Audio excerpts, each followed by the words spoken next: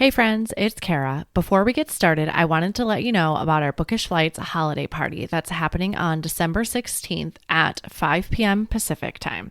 We'll be wrapping up the year with our December pick, The Music Shop by Rachel Joyce.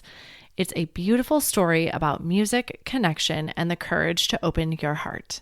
This month, it's going to be just us and no author guest, so grab a festive drink, bring a book that has captivated you in 2025, and join us for a cozy conversation with laughter and a fun bookish giveaway. RSVP at the link in the show notes or head on over to bookishflights.com/read/fall 2025.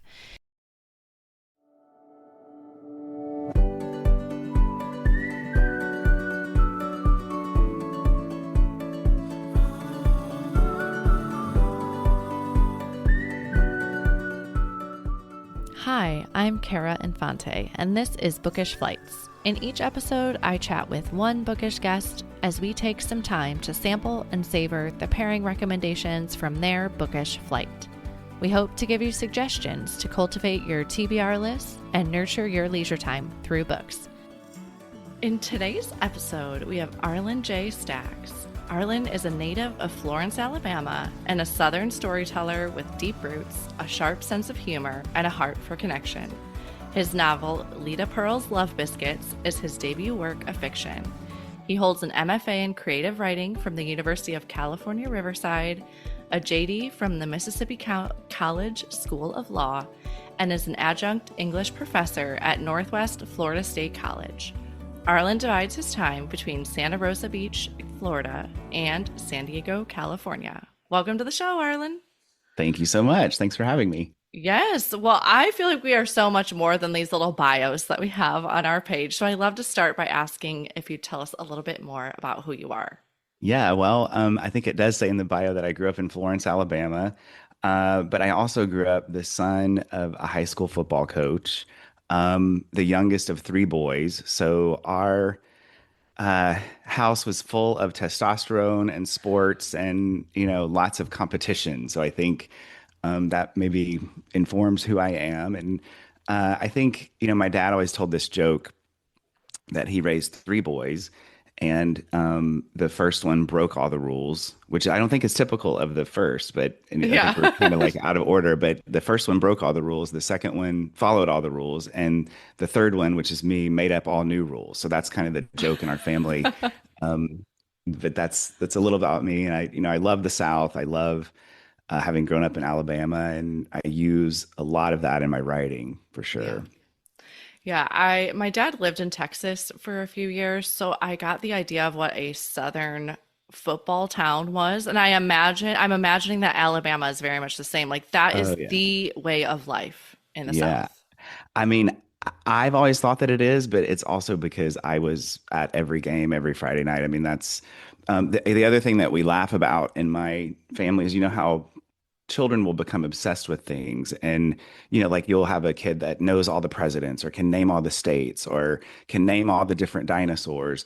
And I, the thing that I can name is you can tell me any high school in the state of Alabama, and I can probably tell you their colors and their mascot. I laughed as you were saying that because it made me automatically in my head, it popped up what my kids, they can spew Yeah, off, right? What stats or what, like right, my right. youngest can spew baseball stats and he's 5. And I'm like, it just blows my mind that he has Yeah. this information stored up in there. Yeah, I just, for whatever reason, as a kid, I just was obsessed with team colors and mascots. And I could Yeah. tell you So you could still do it today, you think?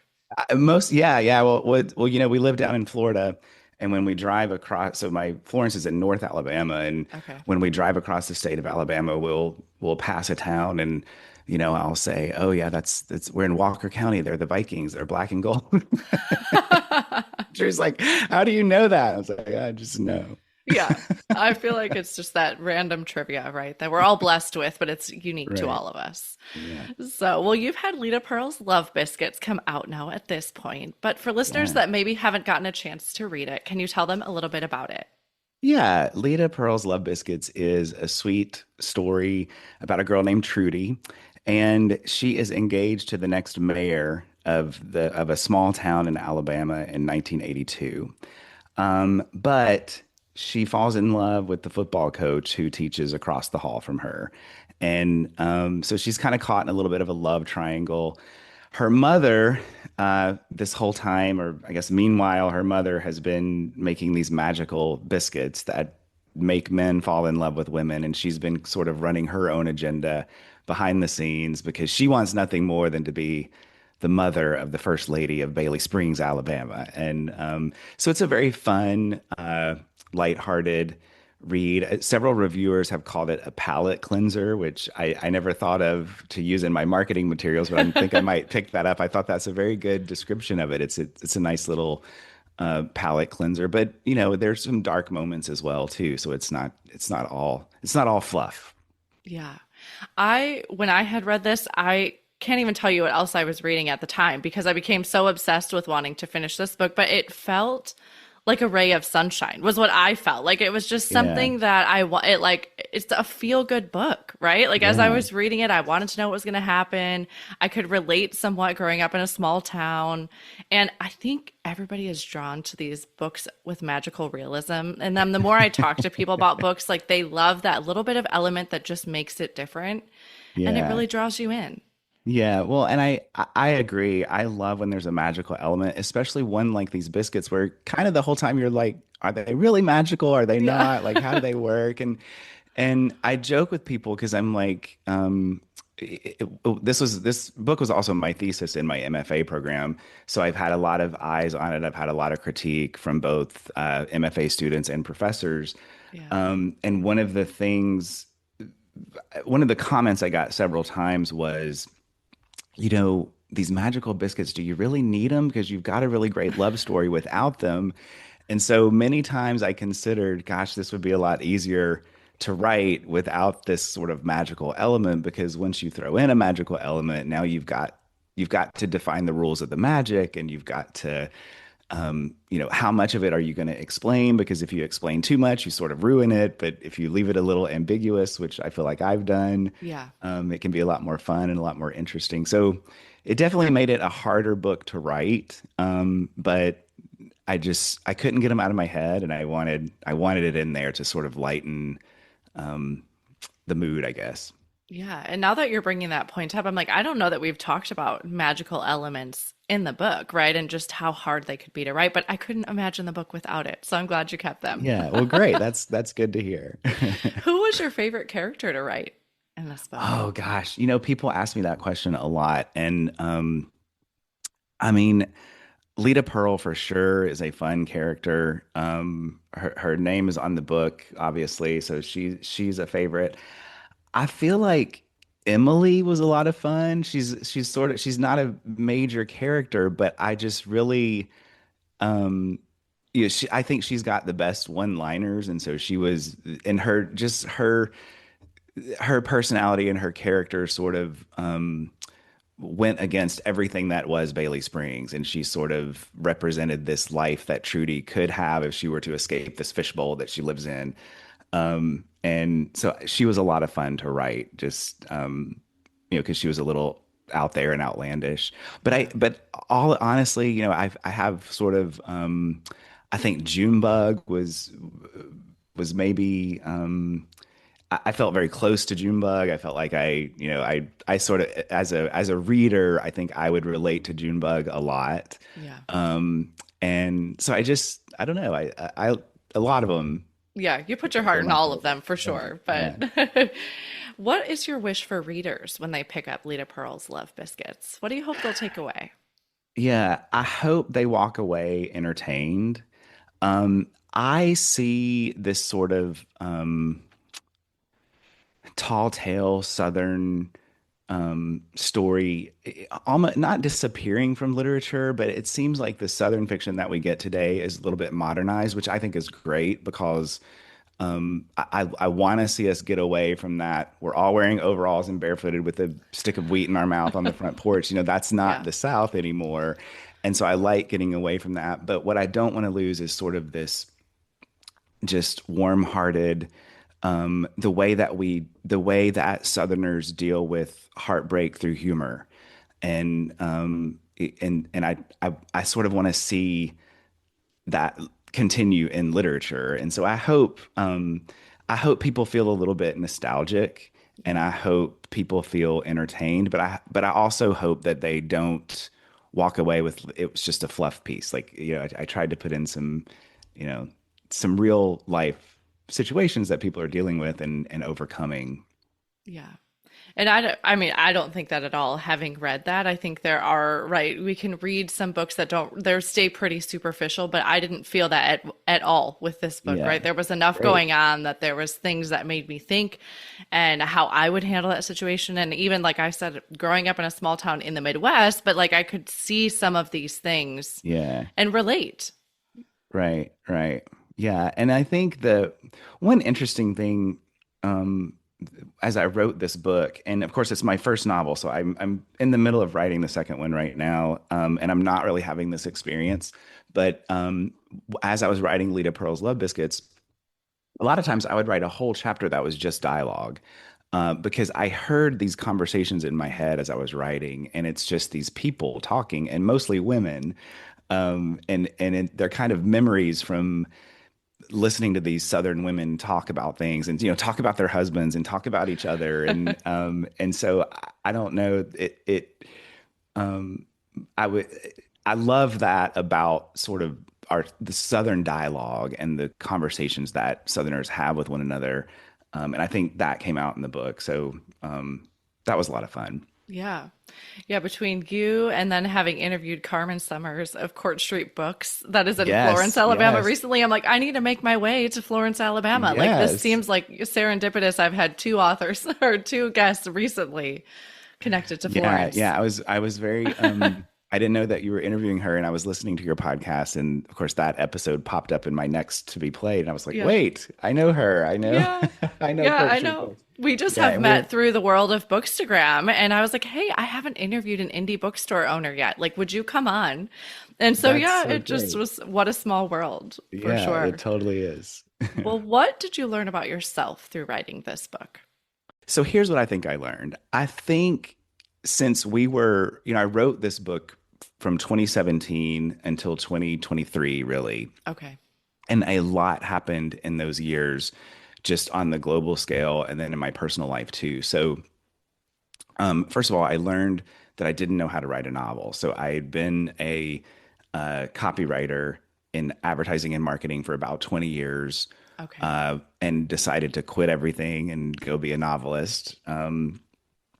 And the first thing I realized is I mean, I've read a lot of novels, but I don't know how to write one. I don't know what a novel is. Yeah. And so that's why I decided to go back and get my MFA and really get some formalized training in, how do you write long form fiction, which was great. But, also what happened during that time, obviously, is the pandemic. And then my husband and I were kind of moving back to the South. We bought a house here in Florida, and we're kind of going back and forth. My father passed away. My brother passed away. Oh my. And then we ended up being, in the South more than we were in San Diego. And Yeah. so I sort of learned what it is to come home. When I moved to California back in 2000, I never really intended to stay as long as I did. Yeah. I don't regret anything, but this was sort of a love letter to home and sort of my own, um, I guess, reintroduction or re-entry Yeah. back into a Southern lifestyle and the Southern culture that I missed a lot. And so I don't know if that answers your question of what I learned about myself, but those are definitely sort of the explorations I went through as I wrote. Yeah. I don't know if this was your experience, but I think there's so many of us that we want to like fly the coop, right? From where we grew up. And again, Yeah. being from a small town, I was like, I couldn't wait to leave. And now that we've been away for 15 years and I go back, it doesn't feel like home anymore because it's been so long since I've lived there. But there are so many things I miss about it. And it's becoming more and more that I miss about Uh-huh. it the longer I'm away. I Yeah, don't for know if that's sure. kind of what you're saying, but Yeah, yeah. And I um, think that's exactly what I'm saying. And yeah, it's an interesting, because there's the old adage, you can never go back home. And so I think maybe this is me testing that theory. Yeah. Well, and we think that too. Like my husband being military, he has 5 years left, and we're like, where the heck are we gonna go? Like we literally have no idea what we're gonna do when he retires. And for the longest time, we were like, we're not going back to Chicago. It's too cold. We don't want to do Yeah. winter Yeah. anymore. But then it's the when you have the whole world you're like, well, I don't even know. Like when someone's Yeah. not telling us where to go, we are lost right now.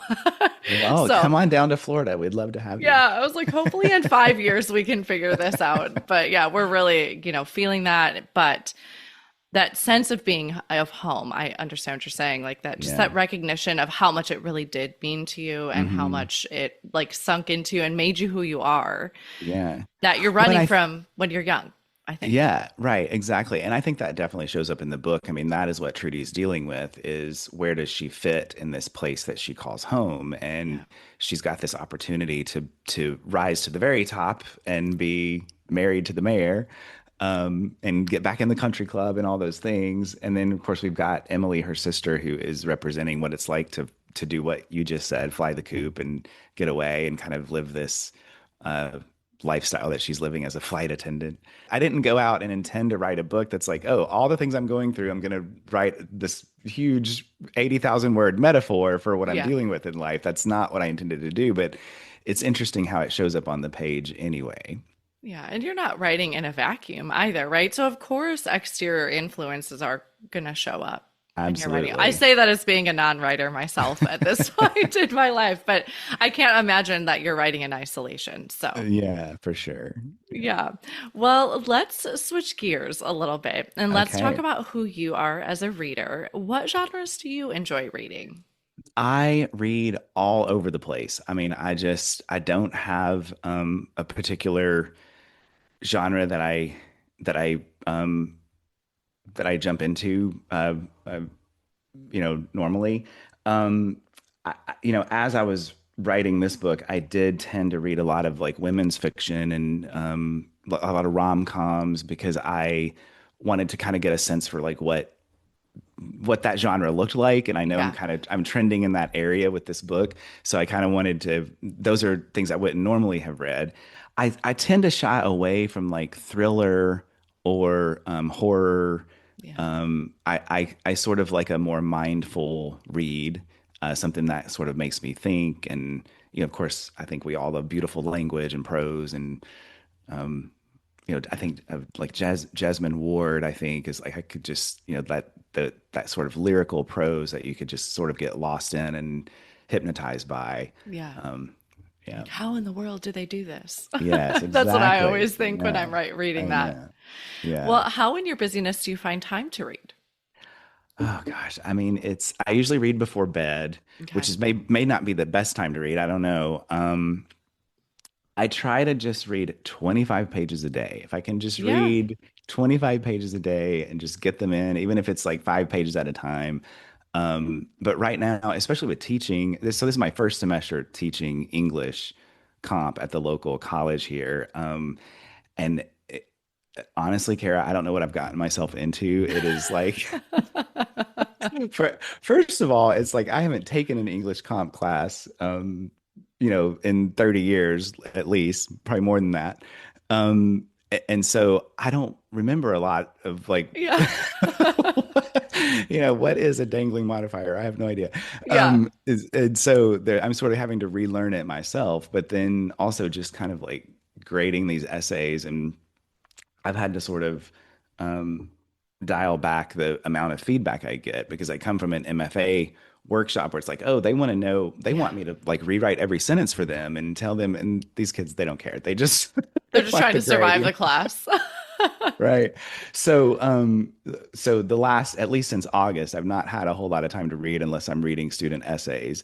But it's very fulfilling. It sounds like I'm complaining about it. I'm not. I actually love doing it. It's just taking a lot of my time. Yeah. Well, I imagine there's a bit of word overload, right? Between reading student essays, you're writing Yes. as well, as you mentioned, and then you're like, Yeah. and then reading, which reading is probably your escapism.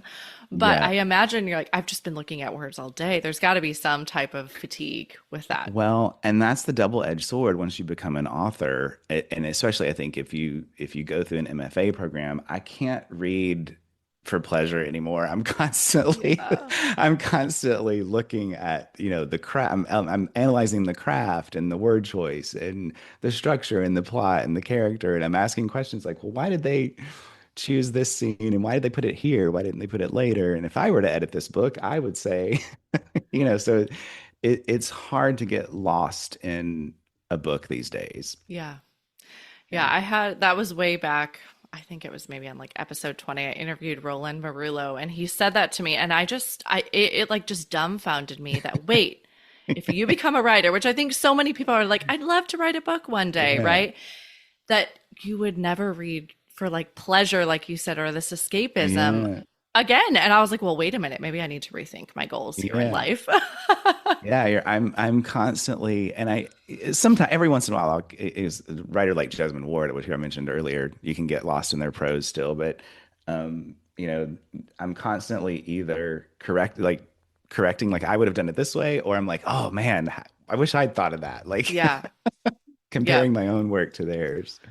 Absolutely. Well, gives us something to think about there, listeners. Yeah, for sure. Well, you've brought three books for you in the form of a book flight. Can you tell us how you chose these books? Yes. So, in my MFA program, we were to write a paper on sort of a body of work. So, we were reading and writing, obviously, through the whole program, but we had to pull together sort of a some sort of theme of novels that we were reading, and I noticed myself gravitating to these novels that had some sort of sports element in them. And so I wrote my big paper on sports as a literary device in fiction, Okay. because I also noticed this thing where it's like we've, I guess, we've canonized kind of these nonfiction sports stories. So, there's lots of different stories or memoirs or biographies about sports, and we're okay with that, but there's not a lot of sports novels. Like sports and fiction doesn't seem to go together. And so I sort of make the case that it should, because with sports you've got these characters who they've got this clear want, they've got this clear goal, and there's oftentimes a literal ticking clock that's like counting down in Yeah. whatever game that they're playing, and there's an opponent, a very well-defined opponent who also wants the same thing that they want, and then there's just you've got these heroes who, when you think about like Kobe Bryant, and when these sports legends pass away, people grieve, and these they're almost worshipped as these deities. Yeah. And we're like literally worshipped in these houses of worship that hold thousands and thousands of people, almost like a mega church. And so I find that it's all the stuff of great fiction, if you think about it. And you've got your structure and your plot and your character already written for you. And so it sort of baffles me that we don't see more sports used as a literary device to tell a story. So my flight, Yeah. I think I remember. I think I remember the books. I have this stack of books here. I think I remember the three that I told you, but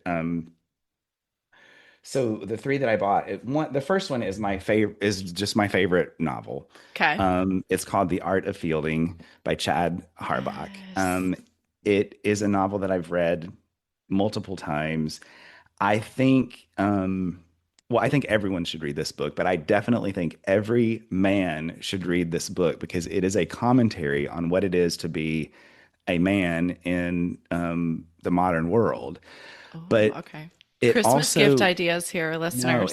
every man, seriously, I will, this is a hill I will die on. Every man should read The Art of Fielding by Chad Harbach. And Um, but the other thing it does is the thing I got from it is, we always like a good setting for a book. And the thing that I realized when I read this book is like the athlete character even an athlete has to not just live in a setting called the world, but they live in this setting called their body because their body Yeah. sort of dictates how they perform. It can break down and their whole life falls apart, Yeah. which is one thing that That's their happens livelihood in the right book. there. Yeah. And Yeah. so it's just very interesting um, to me how Chad Harbach was able to create the body as sort of this setting in the novel, and that may sound very abstract until you read the book, but I think if you get it or if you read it, you will get it. But my very favorite book in the whole world, Art of Yeah. Fielding by Chad Harbach, uh, about a college baseball team. Yeah, Um, I actually am a physical therapist by trade. I don't know if you know this about me. So I totally know exactly what you mean that, your yeah, body's what you live in, but for them it's their moneymaker, right? And if that's not it's their working, whole then that's not yeah, making it. it's their whole world. Yeah. And yeah, so and some of the characters of the book, of course, I mentioned it's about a college baseball team and what they're willing to do to their body just to attain that goal. So and then there's also a female character. So it's told in multiple points of views, but there's also a female character in the book, sort of giving that female commentary about these men, and she's sort of connected to all the men in some way. Um, but it's just I think it's just a brilliant piece of literature. And again, I think every male should read the book. So Yeah, I will admit that I think this book has been on my TBR for way too long. So you're yeah. you're pushing me like, okay, all All right, right, time to good. pick this one up. Yeah. All right. The second one I have is also it's sort of a combo, but the one I have is to show you is The Motion of the Body Through Space, Okay. which is by Lionel Shriver. She wrote sort of a companion. It's not actually a companion piece, but when I wrote my paper in my MFA program, I had them as a companion piece. She also wrote Sure. this book called Double Fault. Now, both of these books are about two athletes married to one another, so a male and a Hmm. female athlete. Okay. And in The Motion of the Body Through Space, um, the protagonist is this woman who has always taken fitness very seriously. She's a runner, but she sort of scoffs at this cultish, the cult of fitness, where these people join these, ultra marathon groups or these. She comments a lot about how people wear their fitness as a badge of honor, and so it's Yeah. sort of a cultural commentary. But she's always just sort of been a runner because she enjoys it and she likes it, and she doesn't brag about herself being a runner. She's not cultish about it. Yeah. But then her husband and sort of has this midlife crisis, but a little bit late in life. Um, he joins an ultra marathon running group and goes and does like this what's called I think it's called the Metal Man, and it's like this ultra triathlon event, and she's so annoyed by it because now he's a part of this sort of cult that she despises, and then at the same time she gets injured, so she has to stop running. So she watches her husband sort Yeah. of do everything she wished she could do, and she compares herself to him. And I just think the tension in it, um, is fantastic. It's a fantastic read. The companion piece, Double Fault, I don't have a copy of it because I loaned it to somebody, is about two. It's sort of the same storyline, but it's about two uh, professional tennis players, a male and a female. And what was great about that book is, I think one of the challenges in a marriage is comparing yourself to your spouse, Yeah. especially if you're both working and you're both professionals. But what I love about what Lionel Shriver does in Double Fault is she gives us this literal number where, the husband is, I think his name is Eric, is on the male professional tennis circuit. And then Willie, I think, is the female protagonist. and she's on the women's tennis circuit, and they each have their ranking. And throughout the book, the reader's reminded of their ranking. And so you've got this married couple who can literally look at a number and see who Yeah. is doing better in life. And so it just creates this intense jealousy between the two of them, and they love each other deeply, but then they start doing this thing where they're like rooting against each other and competing head to head. And I think there's also an injury in that book. I think the protagonist gets injured, and but I love that. I love how she used sports to sort of pit married people against one another. Yeah. I just thought that was fantastic.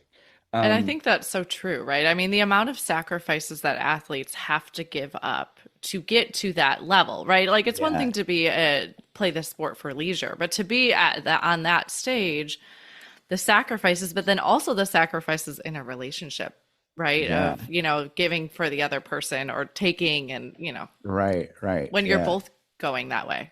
Totally, Yeah. totally. Okay. Um, yeah, so I think the third one I gave you and was the Resistors Yeah. by Gish Jen. This is another baseball book too, but it's a dystopian sort of futuristic book. It happens way out in the future. Okay. The world has suffered from climate change, and so there's people that have to live on boats because their cities are underwater. And there's like this class system, and I think China and Russia are one country, and Okay. they're like the biggest enemy against America, which is now called Auto America because everything is automatized. So the entire government is made up of robots and AI. Okay. So it's very interesting. But why it's a sports novel is there's this underground baseball league that these people have created, and they could actually they could actually lose their lives if the government catches them playing baseball. So it's a thriller. It's a dystopian. It's very scary. It's very haunting. Yeah. But I love how Gish Jen sort of approaches this idea of like what it could really be like if the world goes in a bad direction and what you really have to lose. And I think losing this sort of the America's greatest pastime, baseball, um I just thought that was a great way to explore what's at stake in a dystopian piece of fiction. I don't read a lot of dystopian stuff, but I really really enjoyed that one. I think it was because of the sports angle. Yeah. And I think that's what's so haunting about those dystopian novels, right? Is like what we could lose. And you see the society or our society even trending a bit of that direction Yeah, somewhat. And so you're like, what would happen if that really pushed over the edge? And that's the right, haunting right. part of it. I actually saw someone yesterday comparing, because when we're recording, listeners, it's October 21st, but Amazon shut down yesterday. Uh-huh. And someone was I like, Yes. yeah, and they were like, people can't turn on their lights in their house because it's connected to whatever app on Amazon. And they're like, didn't Ray Bradbury write about this? Yes, he I totally was did. like, And yeah, no, it's so true. I was in Whole Foods just yesterday. I'm glad you said that because I didn't know this happened, but I couldn't get my code to work for my Amazon Prime to get the discount in Whole Foods. Yeah. I was like, what is going on? And finally I just gave up and left. But now that you say that, I'm like, that's what happened. I Yes, couldn't, yeah. My so I son's been paid waiting full on price. marbles. We ordered marbles on Sunday because he has this marble run track, and we've lost all the marbles for it. So we ordered new Oh ones on no. Sunday. So all day yesterday he kept running out to the front, like seeing if the package had come, and nothing was updating on Amazon. And now that I'm thinking about it, I'm like, well, it probably wasn't updating because they were Oh down. right. So the Wow, that's marbles so never came funny. yesterday, so poor guy had to wait, but we'll Yeah. see. It can get a little scary for sure. Yeah, but I Yeah. haven't heard of this one, so I'll definitely have to take a look. So that Oh was yeah, the she's it's yeah. it's a great especially if you like sports and you also like dystopian fiction. I think it's I really enjoyed it. And again, it's outside what I would normally read, but I liked it. Yeah, it's fun to step out there sometimes. Yeah. So, well, thank you so much for bringing those books with you today. How I love Yeah. to end our show is with our bonus pairings, which are speed round you can answer really quick. Are Okay. you a rereader? Not really. And I know that contradicts what I told you about the art of fielding. If I have something that I love, which, um, the art of fielding, I will reread. I've read it maybe three times, three or four times. But there's a nonfiction book that I read every year. And it's The Compound Effect by Darren Hardy. Oh, So okay. it's more of a self-help kind of business book. Yeah. But it's just sort of I usually read it. So my birthday is December 19th, so I usually read it between my birthday and the new year. Um, and it just sort of I don't know, it's Sets the I tone for recommend you. it from like a business mindset perspective, but that's really Yeah. the only book that I reread. Okay. Interesting. I'll have to take a look. Yeah. What is one book you've read that has changed your life? Oh gosh. I knew this question was coming. You would think I would be prepared. I always think like, oh, and then it's like I never read a book at all. So, Yeah. yeah. I I look more in like the nonfiction Yeah. arena. I don't know that I can. I mean, I've had a lot of fiction really move me, and but I don't know that I can. I don't know that it rises to the level of changing my life. Yeah. I think, I read Eckhart Tolle. I don't know, is it Tolle or Tolle? Yeah, I know here. Yeah. Um, I think I've yeah, heard Toll, but Tolle. The Power of Now, I think, was a life-changing book for me because I read it at a time where I just sort of needed a little transformation. yeah. I think back to this is gonna sound so cheesy, but I remember when I was 18, somebody gave me a copy of How to Win Friends and Influence People, and I Yes. think that book actually was life changing because it's like a new perspective, especially if you're around the age of 18, 19 years old and you're sort of Yeah. becoming an adult and learning how to, negotiate with life. I think that was a good one. I think there's so much that when I just read that book maybe 3 years ago because someone brought that on their book flight, and I always try to go back. I don't necessarily read the books ahead of time, but I always try to go back and read them. And Yeah. I was amazed. I had never read it that how it stood the test of time, and it's still Hmm. so relevant to what you Yeah. need today, Yeah. right? It's really just about being in community, I think, It with is. people. It Yeah. is. And just, the one thing I remember, I think this came from that book. It's been a while since I read it. Maybe I should reread it. But I think also like assuming the best intentions. I think that was Yeah. one of the, I think you probably know more than No, I, no, you might I remember more do than I feel do. like that was in there as well. Yeah. And even like with my kids, right? There was like things I'm like, oh, this would work with parenting as well. Yeah. And right, like assuming your kid has the best of intentions. They maybe didn't Yes. get it right, but Right. Right. they're Yeah. There's still something to good. learn here, but they're Yeah, not doing this on purpose. They're exactly. not trying to make you mad. Yeah. Yeah, it was, I think everybody should read that book at least Yeah, once for as well. sure.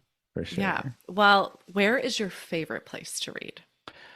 Um, well, our house was on the market. I would show you, but our house has been on the market. We just put our house in escrow, and there used to be a chair right over here behind Okay, me. And we've got it in a different room just for staging purposes. But sure. I have this chair that I've had for a while. It's I mean, there's nothing really special about it other than it's just my reading chair and Yeah, it's it's your where I reading like to chair. read. So the corner right over my right shoulder here is in my office next to my bookcase is where I like to read. Love it. Well, Yeah. lastly, what are you reading next? Yeah. Okay. So I'm finishing up this book that again, so I'm in a book club and they picked this book. I've never would have picked up this book, which is what I love about a book club because Yeah. it forces you to sort of read things that you wouldn't read. But this is called Untamed by Will Okay. Harlan. Okay. It's a biography, again, not something I read a lot of, about a woman named Carol who was sort of this self-taught turtle expert on Cumberland Island in Georgia. I did not Um, expect you to go that I way at know. all. It's like it's not it has been one of the best books I've read in a Really? while. Yeah, it's Okay. so fascinating. But I mean she sort of became interested in this. She was sort of called to this island, Cumberland Island, which is like in the Atlantic coast, off Okay. of Georgia. And she sort of fell in love with the wildlife there, and she sort of taught herself how to just live in the woods. And she's sort of stood up for animal rights and saving the turtles and Wow. against like the National Park Service and against the Carnegie family. And it's just a fascinating biography of this woman. But anyway, Yeah. Untamed by Will Harlan. What I'm reading Perfect. next, and I've actually already started it, but Southern by Design by Grace Helena Walls. Okay. She blurbed Lita Pearl's Love Biscuits, and so I was very thankful for that. But she also writes a little bit like what I write, like Okay. these sort of funny, light Southern Oh, stories about Southern women sort of trying to make it in a small town. So she and I, our writing shares the same DNA, and so I can't wait to see what she does, and I want to maybe steal from her. yeah, absolutely. I was like, oh, I'll have to add that to my list because I enjoyed Yeah, Lita Pearl's Love Biscuit so much. So thank you. yeah. But thank you so much for coming on the show with me this morning. I know your time is precious and I appreciate all you've given me. Thank you for having me. It's been a pleasure. Yeah, you are most welcome. Thank you so much for listening to this episode today with Arlon J. Staggs, including his book flight of sports novels and fiction. We'd love to hear what other books you'd pair with this book flight at bookishflights.com. If you enjoyed the show, please head over to Apple Podcasts and leave a review. Your review not only helps the show, but it also helps the podcast to reach others. Make sure you are subscribed on Apple Podcasts or Spotify to make sure you will not miss an episode. That's it for today. Thank you so much for listening. As Emma Thompson said, I think books are like people in the sense that they'll turn up in your life when you most need them. Cheers to you, dear readers. Until next time.